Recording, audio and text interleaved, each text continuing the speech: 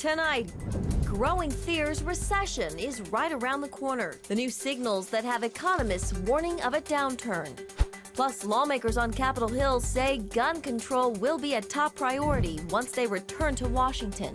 What compromise could look like. And the latest on the pro-democracy protests taking place across Hong Kong. All this and more tonight on Faith Nation.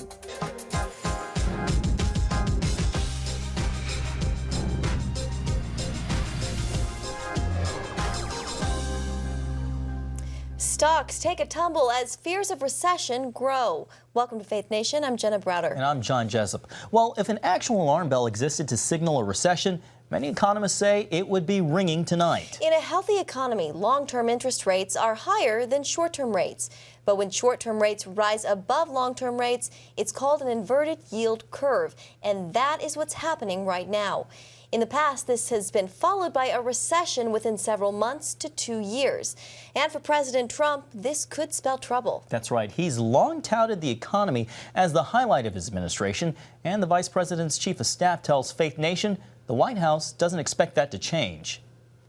It's been a pretty dynamic economy under Donald Trump, from both the regulatory impact as well as tax relief that we've provided. We believe that that the economy is strong. We believe it's going to remain strong. So we're not anticipating a recession.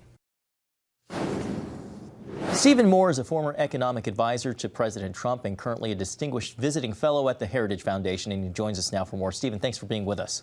So great to be with you. Steve, stocks fell today because investors are worried that the bond market is signaling a recession. Well, what do you think? Is a recession on the way?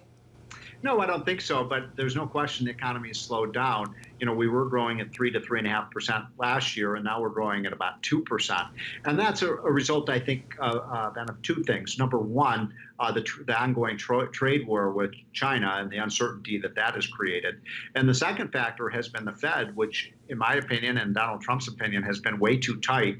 And when you have the interest rates this low and the inverted yield curve, that's a sign of Fed being way too tight with money, and that needs to be reversed. So does this put pressure on the Fed to act?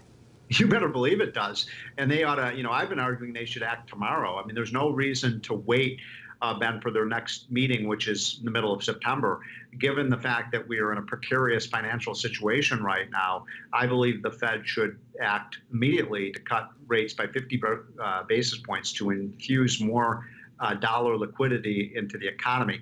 You know, if you look at what's happened across the pond in Germany, you know, Germany now has negative real interest rates, and that does, you know, presage a potential, recession in Germany. We don't want to go down that path, and the Fed should act proactively to make sure that doesn't happen. Stephen, you alluded to this earlier, but what about critics who say the president's trade war with China is what's causing or potentially causing recession?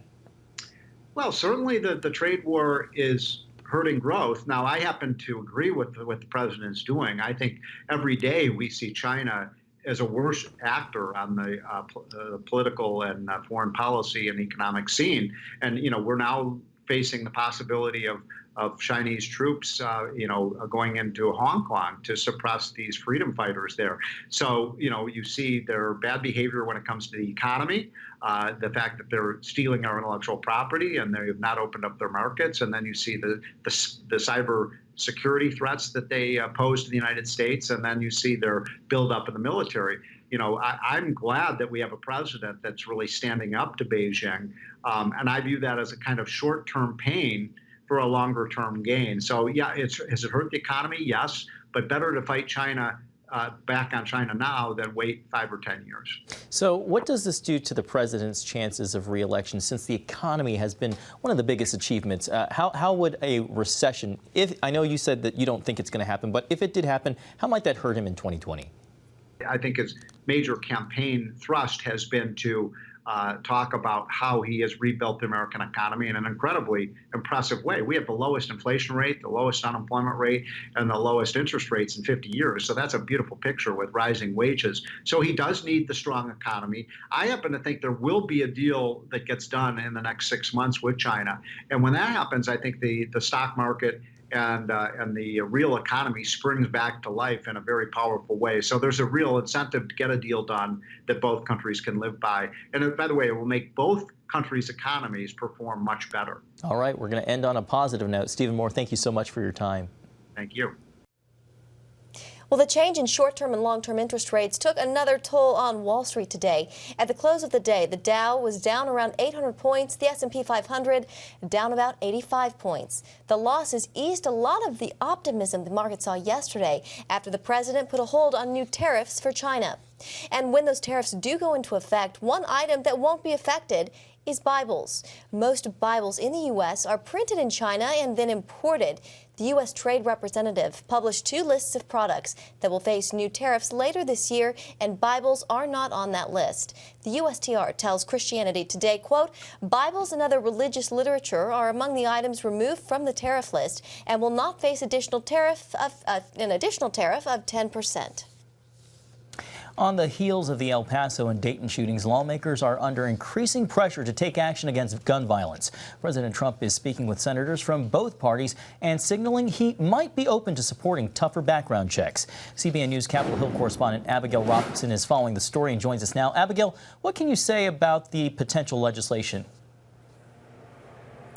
Well, given the frequency of these shootings around the country, there are indications here that Republicans and Democrats might come together to address at least one part of the problem.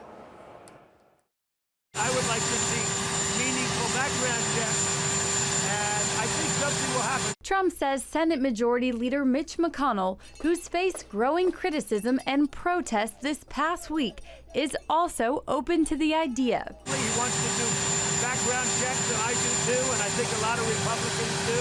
Adding, quote, there's no one more pro-Second Amendment than he is. But I don't want guns in the hands of a lunatic or a maniac. And I think if we do proper background checks, we can prevent that. The White House is reportedly talking with Senate Republican Pat Toomey and Democrat Joe Manchin about their legislation that would strengthen background checks to keep guns away from criminals, the dangerously mentally ill, and terrorists, while respecting the Second Amendment rights of law-abiding gun owners and all Americans. House Democrats, however, want McConnell to take up their legislation instead that goes even further. On February 27th, 2019, the House of Representatives passed a bill, H.R. 8, a bill that is supported by over 95% of Americans. H.R. 8 requires background checks on all gun sales. More needs to be done, but this is a start, a consensus start, a start that the overwhelming number of Americans support. And many 2020 Democrat candidates campaigning in Iowa over the weekend called for a ban on assault weapons. The thing that's going to stick in their mind is that one guy was able to get a gun and high-powered magazines to the point that he killed 9 people in 30 seconds. Well, GOP Senator Martha McSally is taking a different route by sponsoring a bill that makes domestic terrorism a distinct federal crime. Now, this would help close a loophole currently preventing authorities from specifically punishing domestic terrorism. Back to you, John and Jenna. All right, Abigail Robertson on Capitol Hill, thank you. Well, to Election 2020, the editorial board of the Houston Chronicle has a message for Beto O'Rourke. It's time to end your presidential campaign and come home. In their column, the board notes O'Rourke's campaign is falling behind, saying, quote, drop out of the race for president and come back to Texas to run for senator. The chances of winning the race you're in now are vanishingly small, and Texas needs you. O'Rourke lost his last Senate bid to Ted Cruz, but the editorial board says his run was inspiring and worked to show Texas isn't just a red state. If O'Rourke were to drop out and seek the Senate seat, he'd be up against John Cornyn, who is seeking his 4th term. The board says it wouldn't be easy and, quote, you'd have to fight for it and do it better than you did against Cruz, but a lot has changed since 2018. You had a lot to do with that. And Trump is no longer rock solid in Texas, and neither are the Republicans who support him. And with that, we want to bring in Tom Bevan, president and co-founder of Real Clear Politics. Tom, always a pleasure to have you. Good to be with you. So let's start there. Texas, along a red state, is turning purple. Does the Houston Chronicle have a point about Beto O'Rourke folding his campaign and potentially flipping Texas's Senate seat? Well, I think they have a point about him not having a real chance at winning the Democratic nomination. He seems to be sort of languishing and has fallen off recently. But as far as winning the Senate seat, I mean, John Cornyn is not Ted Cruz. It is a presidential year. And I think what Beto O'Rourke did in 2018, though, was prove that, I mean, he did have raising just an awesome amount of money, and he did have huge turnout across the state. There are signs that Texas is swinging a little more purple and even blue, particularly in the suburbs, and we've now got 3 or 4 House seats that Republicans are going to be hard-pressed to hold. They're going to have to really fight for them. Will Hurd's seat and a couple others in the suburbs. So I'm not sure, though, again, with Donald Trump at the top of the ticket, it's going to be and John Cornyn in particular, it'll be a heavy lift for Beto. 2020 Democrats, they have released a joint statement, Tom, ahead of President Trump's New Hampshire rally tomorrow night. They're calling him out for some of his, what they say, hateful rhetoric. Your thoughts on this joint statement? Well, so Democrats, their strategy has been over the past, let's say, 2 weeks or 10 days, is really to amp up the rhetoric, calling President Trump from, racist to a white nationalist to a white supremacist. And there's really nowhere you can go and get any hotter than that in terms of the rhetoric on the Democratic side. And I think number one, I think that's not enough of a strategy. If they think that's enough to beat President Trump in 2020, I think that's misplaced.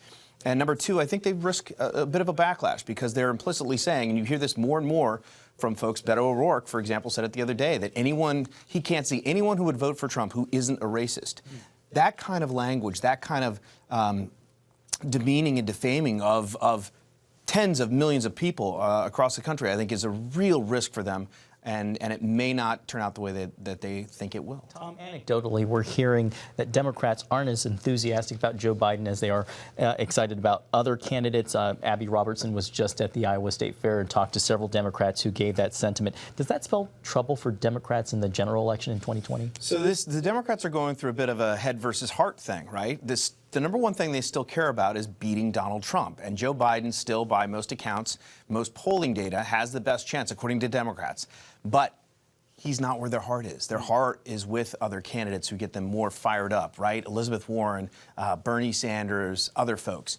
And so while they're fine with Biden, that does pose a bit of a problem. Now, the thing for Democrats, I mean, this is the trade-off. They could nominate someone like Elizabeth Warren and rev up the base and generate thousands and thousands, millions of votes in places like California and New York and other blue states.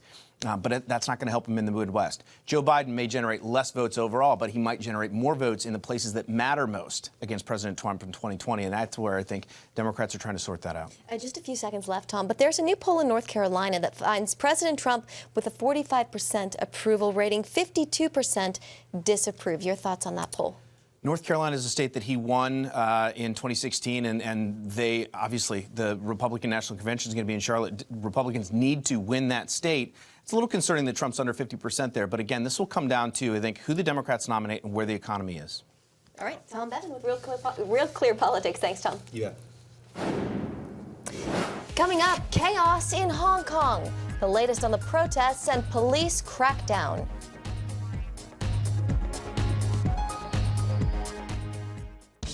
Introducing the CBN Bible from CBN.com. Now, an easier way to study the Bible and grow in your faith. Highlight your favorite verse.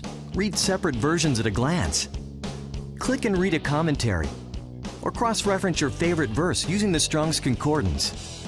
All the right tools to study the Bible, all in one place. The CBN Bible, available at cbn.com/Bible or the iTunes App Store. It has the power to influence weight loss, boost your immune system, and improve brain function. We've seen an explosion of data on the role of the gut microbiome in health. The free Build a Better Gut booklet reveals the latest information about the gut microbiome, you'll discover how your gut affects the rest of your health. The gut microbiome has been linked to depression and cancer and heart disease. Learn how to build a stronger, healthier gut. The microbiome, if it's in good composition, are really protecting us all the time from more invasive things. Get the Build a Better Gut booklet, free from the Christian Broadcasting Network. Call 1-800-700-7000 or go to cbn.com/buildabettergut.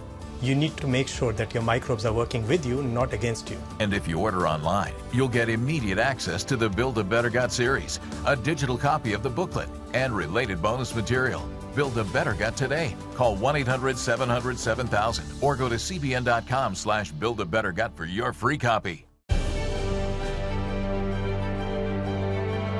Here, we're committed to a heritage of rigorous scholarship dating back over 1,000 years. And to a faith tradition dating back 1,000 more. This is how we create a culture of inquiry where no topic is off limits. And a culture of hope.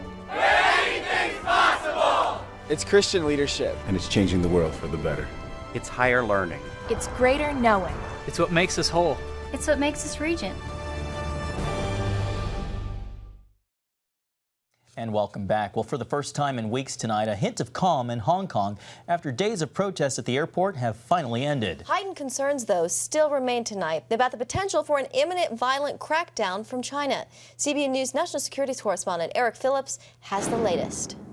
Chinese President Xi Jinping is in a precarious situation. He realizes that responding militarily or violently could spark worldwide backlash. But he also realizes that the longer the demonstrations go on without a definitive response, Beijing could be perceived as soft on those who challenge its authority. After demonstrations that turned violent at times, canceling hundreds of flights at Hong Kong's airport, a much calmer scene there now. Although tensions have subsided, CBN News chief international correspondent Gary Lane explains why protesters are not likely to give up. What they want is an end to this slow erosion of democracy in Hong Kong. Beijing has been eroding that. They want an end. They want this extradition law gone completely. It's been suspended.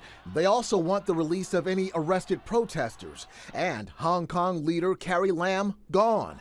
Lam has said protesters are heading for a point of no return. So far, the Chinese government has not intervened, allowing Hong Kong authorities to handle the outbreaks that have occurred since June.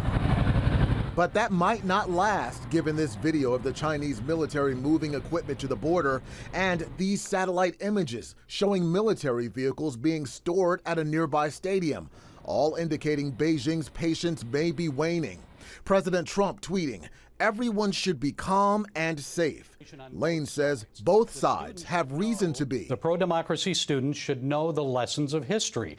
Tiananmen Square. This Chinese government will not hesitate to crack down and to do what they have to maintain control. Xi has miscalculated, because if they think this will be like Tiananmen Square and they can get away with a bloody crackdown, they're mistaken. And again, the demonstrations are far from over. CBN News has learned that protesters have shifted their tactics from the airport to downtown Hong Kong. On Sunday, about 1 million people plan to gather there for a pro-democracy demonstration.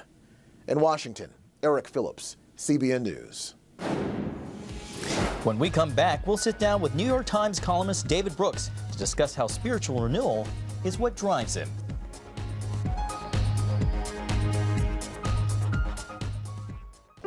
Life.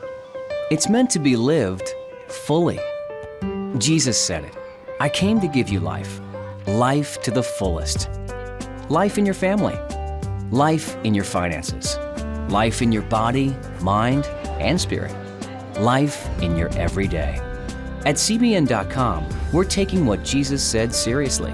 We're here to help you discover life. Life. Live it fully. CBN.com. Want to be a part of a community that inspires your spiritual growth while winning prizes? The all-new MyCBN app. Connect with the community for prayer and encouragement. Track and set spiritual goals. Enjoy conversation starters with friends and family. And collect points to win prizes. The all-new MyCBN app. A great place to belong. Download the app at cbn.com/mobile. Grow, connect, have fun. The all-new MyCBN app. Watch breaking news, in-depth exclusive stories and programs, from health to entertainment you won't find anywhere else. The CBN News Channel, a perspective you can trust. Enjoy credible news reporting from around the world. Discover inspiring programs and stories of hope, all in one place from a Christian perspective. The CBN News Channel, a perspective you can trust. Check your local listings or visit cbnnewschannel.com. Come home to the sounds of Southern Gospel from CBN Radio. You'll enjoy a rich Southern blend of bluegrass, classic gospel, and Southern gospel favorites like the Gaithers, the Crab Family, and bluegrass sounds like Mountain Faith. So make yourself at home with the all-new CBN Southern Gospel, now available at cbnradio.com.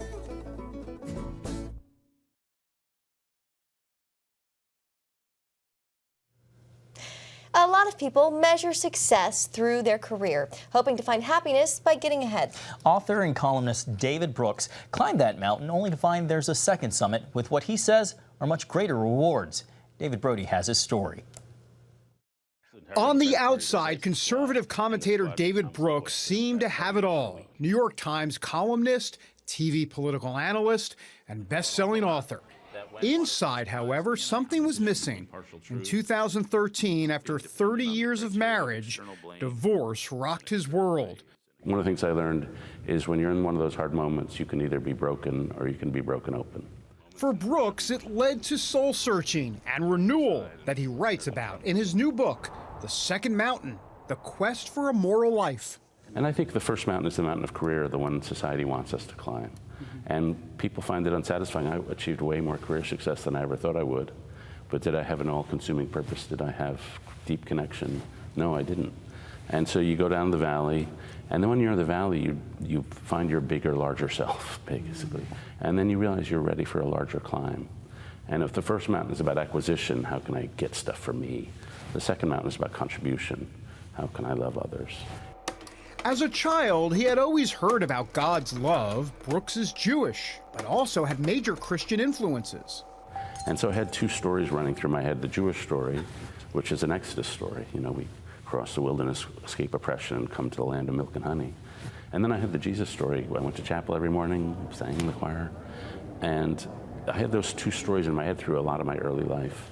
After his divorce, an attempt at self-discovery led to a personal walk with God in the most unusual place. I was walking around Penn Station, and it's like the ugliest place on the face of the earth. But I happened to be in one of the subway tunnels, and it occurred to me that everybody around me has a soul, and their soul is either getting sanctified or it's getting degraded. And so once I became aware of that hidden layer, then I realized I'm a faithful person. I'm not, and the way I wanted to describe it is, it wasn't like a blinding revelation. There was no moment of like road to Damascus. It was just this, yeah, there was no epiphany.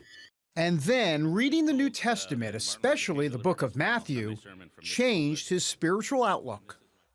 What is that? I remember there was a quote where you said, "I cannot unread Matthew." Yeah. What did you mean by that exactly? Well, I feel more Jewish than I ever felt before, because I used to be, I just was culturally Jewish, but now I think the covenant is real.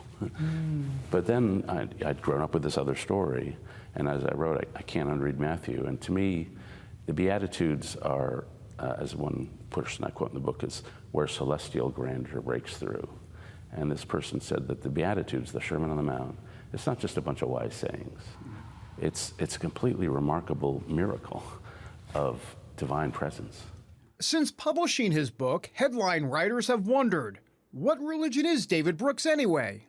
Yeah, my joke is I'm a wandering Jew and a confused Christian, but I think, you know, so I have both the stories in my head, but I think my Jewish friends would say I'm a Christian. They say you can't believe in Matthew and you're still Jewish, you've sort of crossed the line. So I guess that's fair, but I always say if they want to get me out of Judaism, they're going to have to kick me out, because I still feel very devoted to those stories and to those characters and to that culture. Despite a spiritual awakening, don't put Brooks in the evangelicals for Trump camp. Just look at one of his recent columns titled, "Donald Trump Hates America." I'm not a big fan of Donald Trump. Yeah, definitely not. For his own character and behavior reasons. And so I don't think he exemplifies what I perceive to be the Christian values, but, you know, I admit I'm new to this, so. He believes in today's culture, evangelicals have a greater purpose than just backing Trump. I always say you shouldn't feel besieged. You have what the country wants. The country is spiritually hungry. And so was David Brooks, starving for connection with God and with others. Only 8% of Americans say they have important conversation with their neighbors. 35% of Americans are chronically lonely. The teenage suicide rate has risen by 70% in the last decade or so. And that's just people being cut off from one another. It's a heavy undertaking, no small task climbing that second mountain. Where are you in that restoration process? I've been in the foothills, maybe. I mean, I meet some people who radiate joy, and I'm not quite there yet. After all of us are a work in progress. David Brody, CBN News, Washington. Insurance for life-saving EpiPen. Still ahead, where that is becoming a reality.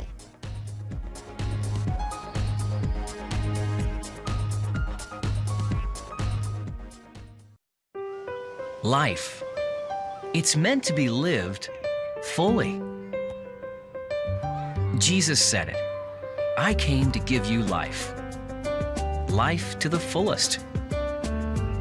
Life in your family. Life in your finances. Life in your body, mind, and spirit. Life in your everyday.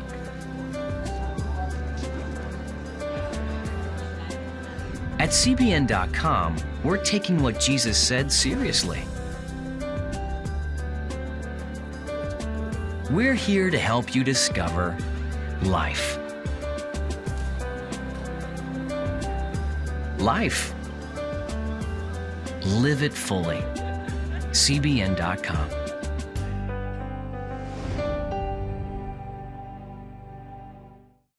On October 1st, 1961, history was made when a tiny station began transmitting the first signals of the Christian Broadcasting Network. CBN, the Christian Broadcasting Network.